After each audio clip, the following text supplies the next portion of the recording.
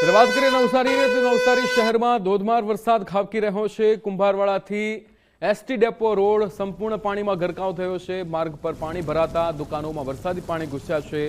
વાહન ચાલકો માટે રસ્તો પસાર કરવો મુશ્કેલ બન્યો છે। મુખ્ય માર્ગો પર પાણી ફરી વળતા લોકોને હાલાકી થઈ રહી છે। નવસારી શહેરમાં જ્યાં ધોધમાર વરસાદ ખાબકી રહ્યો છે, અહીંયા નવસારી શહેરમાં કુંભારવાડાથી એસટી ડેપો રોડ સંપૂર્ણ પાણીમાં ગરકાવ થયો હોય ત્યારે માર્ગ પર પાણી ભરાતા દુકાનોમાં પણ વરસાદી પાણી ઘૂસી ગયા હતા। વાહન ચાલકો માટે પણ રસ્તો પસાર કરવો મુશ્કેલ બને તેવી પરિસ્થિતિ નવસારીમાં બની છે।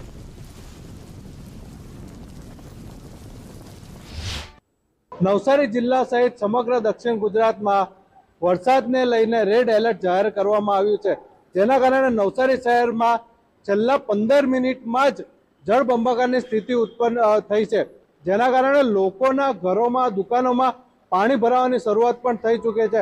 હાલમાં આપણે છીએ પ્રજાપતિ આશ્રમ પાસે, જ્યાં વરસાદને કારણે દુકાનમાં પાણી ભરાવાની સમસ્યા જન્મી છે।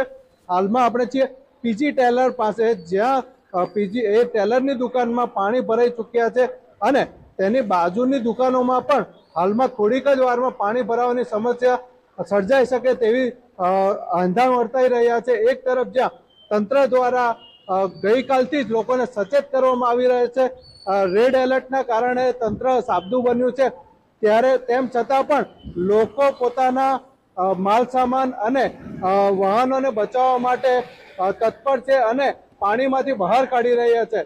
તંત્ર દ્વારા પણ સાવચેતીના પગલાં લેવાઈ રહ્યા છે અને સતત મોનિટરિંગ કરવામાં આવી રહ્યું છે। નીલ નાયક, ગુજરાત ફર્સ્ટ ન્યૂઝ, નવસારી।